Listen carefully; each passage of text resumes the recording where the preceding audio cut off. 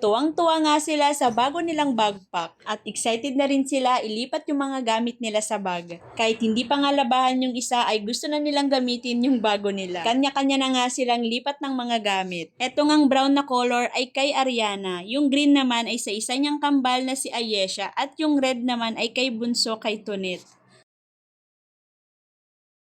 Wala sunod guys.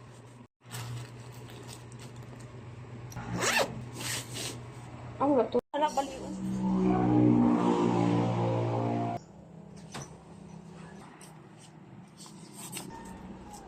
That's not square.